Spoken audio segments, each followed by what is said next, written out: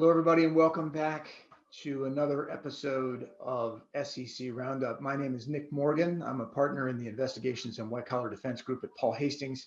With me, as always, is my partner, Tom Zaccaro. Tom, how are you doing? I'm doing well, Nick. Good morning.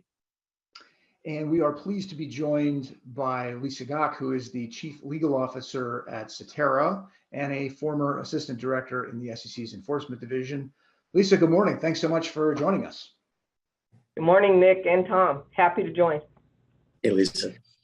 So we're going to talk about a topic that has had sort of a low boil that has recently come to sort of fruition. This is Reg BI. So for those of you who haven't been following this, this is a long-standing debate about whether or not the fiduciary standard that applies to investment advisors should also apply to brokers. There was a debate about it years ago. The Department of Labor passed a rule that would have applied to some accounts. The court struck down that rule. Then the SEC implemented Reg BI, Regulation Best Interest. And now, most recently, last month, the Enforcement Division brought its very first ever case involving Reg BI. Tom, can you tell us a little bit about that case? Sure, absolutely. So, Nick, as you mentioned a moment ago, this is the first Reg BI case brought since the rule was adopted 2 years ago. It was brought here in Southern California, Los Angeles Federal Court. The SEC sued a registered broker-dealer and 5 of its registered reps for violating Reg BI. The facts are relatively basic. The reps sold what were described as L bonds to its investors.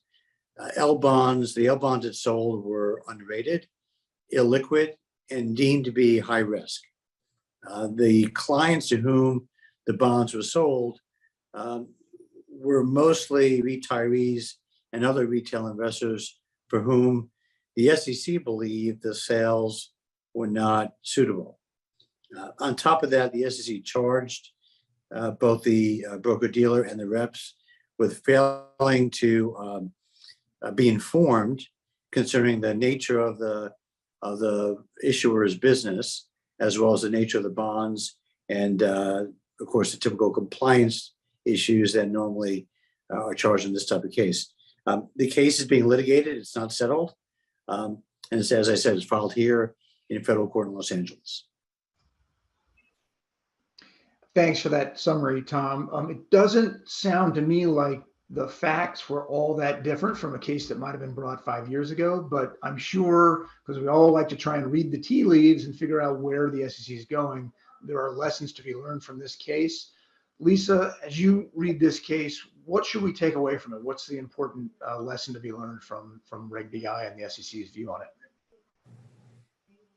Sure, Nick. Well, given that it's the first case the SEC is bringing under Reg BI, it's a little bit hard to predict what will be happening.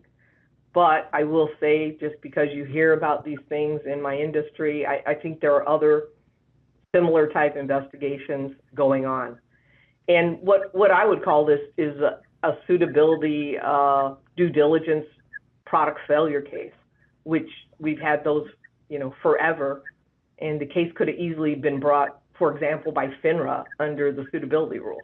In fact, I believe the complaint uses the word suitability, but it all goes to Reg BI.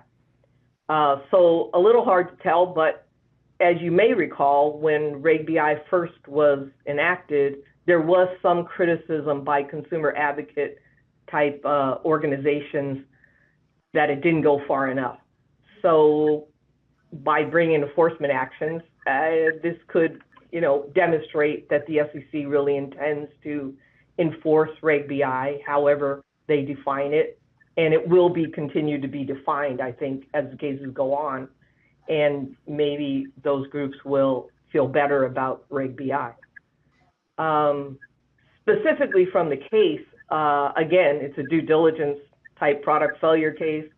A couple of takeaways that I'd say specifically from the case are, one, the SEC has named individual registered reps in the case. Not that usual. And in, I think one case, one of the registered reps made about a little over 5,000 in commission.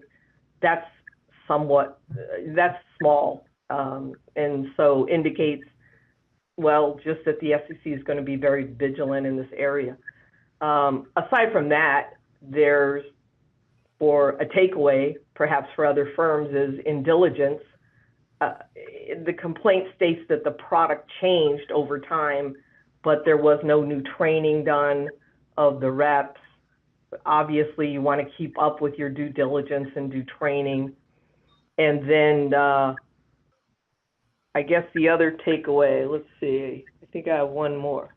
Oh, they talk about reasonably available alternatives, and that, and they went to the firm appeared to just copy some of the some of what the SEC had said in its releases, as opposed to tailoring the procedures to their firm.